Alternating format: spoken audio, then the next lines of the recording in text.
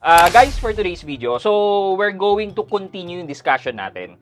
Recently kasi, di ba, nag-purchase ako ng electronic vehicle, yung VF3, which is yan, gamit ang credit card. And yung question na madalas na natanggap ko doon is, may charge pa bang kasama cost ng car plus meron pa bang additional charge? Well, if you watch my video, which is this, sinabi ko po na meron. Yan ang pag-uusapan natin today. Tama ba na may additional charge pa yan? At kung hindi naman tama, ano ba ang nalalabag dito? And bakit ko nasabing debatable ang ganitong issue?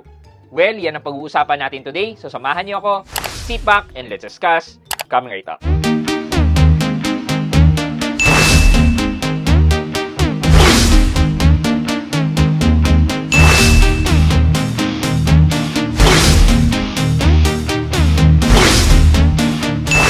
Hi guys, this is Pat and you're in Pat Quintos Review TV. So if you're new to my channel, I do reviews about personal finance na meron na experience or meron na akong knowledge na ginawa ko na yan ng videos and playlists na makikita nyo dito sa taas. At kung bago kayo dito sa channel ko, you may want to consider subscribing to my channel. Okay, so just a recap lang. If hindi nyo pa napapanood yung video ko about my purchase ng aming electronic vehicle, you can watch over this video na lang para masubaybayan kung paano ako nag-come up sa payment plan ng electronic vehicle ko na yun. And that is the highest swipe na nangyari sa tanang buhay ko. It's 556,000 in one swipe. Anyway, let's move on na dun sa topic na gusto kong pag-usapan natin, which is the additional terminal fee on top of the SRP price ng sasakyan.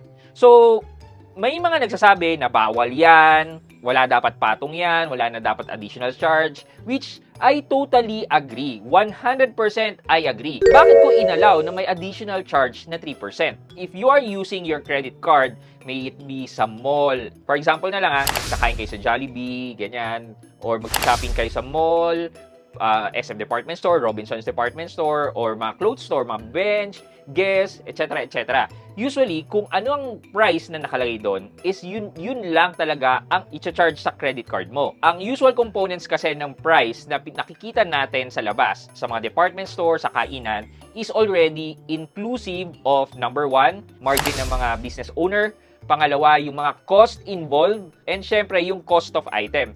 So basically, tatlong components yan. There are a couple of reasons determining also yung retail price. So, kung mga small items yan, mga pagkain natin, department store, usually, incorporated na lahat ng expenses natin dito sa nakikita nating retail price.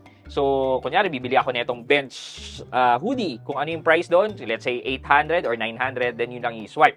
Because lahat ng expense, yung operating expense, yung margin, and yung cost of item. And dun sa operating expense, kasama na dun syempre yung terminal fee. So, ibig sabihin lang nito, gumamit ka man ng card o hindi, ay incorporated na yung mga expense na yon sa item na bibili natin. That's one. Another is that may agreement between the card terminal provider or the bank and yung merchant. So, dito makikita kung magkano ang china-charge ng bank sa mga merchant kapag gumagamit sila ng POS. Thus, kung mapapansin nyo, sa akin, ang additional charge dun sa binili ko sa sasakyan ay 3%. And then sabi ko, meron 3.5%. Tapos, meron din naman 5%. And then, lately lang ako nabasa sa Alabang yata na VinFast, sabi, 2.75%. So, di ba? Paiba-iba. It's because iba't ibang banks, iba't ibang payment gateway ang ginagamit nila. So, based dun sa agreement ng card terminal provider at saka ng merchant, yun usually yung additional cost na dapat incorporated na sa retail price ng item. Example naman natin ang mga retail prices ng SM and Robinsons Department Store. Di ba? Nakakaya pa nga niya magpa-installment, ayan, nakakaya niya palagi na may sale, di ba? So, possible na binababa nila sa margin yan, or dahil din, since nag-incorporate na sila ng additional cost sa card, kaya nilang magbaba since marami rin naman ang nagbabayad ng cash sa SM. In addition, ito pa. 'Di ba nasabi ko na may agreement between the card provider and the terminal. Malaking possibility na mababa or walang additional terminal charge ang card provider ng SM. Bakit? Because isa sa card provider ng SM ay si BDO. If you're not aware, BDO and SM are under one umbrella lang yan. Thus, it would make sense na may preferential rate itong si SM Department Store in terms of the card terminal fee. And then also, ganun din naman si Robinsons Department Store, wherein, di ba, meron sila previously na Robinsons Bank na yun naman kadalasan na ang ginagamit na terminal sa Robinsons Department Store. So, another example pa po is kapag pumunta kayo ng mga appliance center, di ba? SM Appliance, Robinsons Appliance, yan. Makikita po natin na magkaiba ang retail price or ang card price at saka ang cash price. Usually, kapag magbabayad ka in cash, may discount na binibigay sila sa inyo. Pero kung card naman ang gagamitin mo, mas mataas siya. Sasabihin nila, magbabase po tayo sa retail price. It's because wala kasi dapat talagang idagdag na additional fee sa retail price kung gagamit ka ng card. Usually talaga dapat cash and card price are the same. Pero yun nga yung loophole sa batas natin na bawal magdagdag pero pwedeng mag-discount.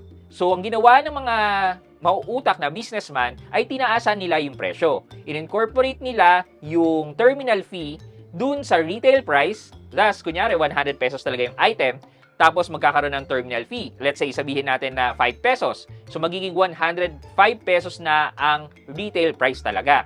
So, kapag card ang ginamit mo, yun ang babayaran mo, 105 pesos. Pero kung cash naman, bibigyan kita ng discount.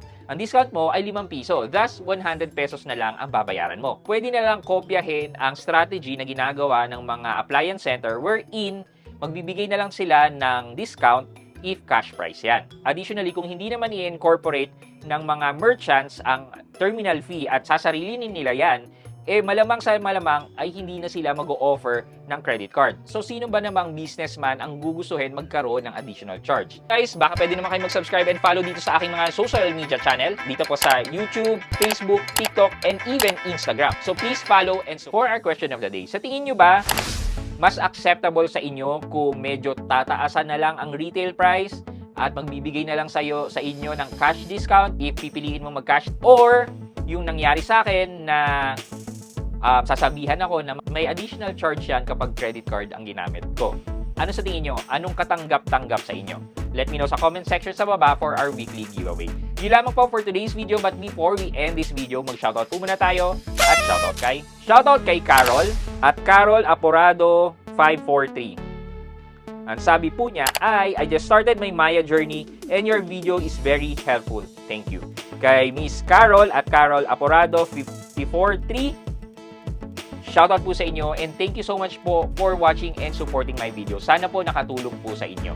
I hope you like this video, leave a thumbs up, and if not, wala namang problema dyan, but continue to support me by subscribing to my channel by clicking the subscribe button and also the bell button sa tabi ng subscribe para makareceive kayo ng latest notification sa lahat ng upload ko. Again guys, this is Pat Quinto and you're in Pat Quinto's Review TV. Bye-bye!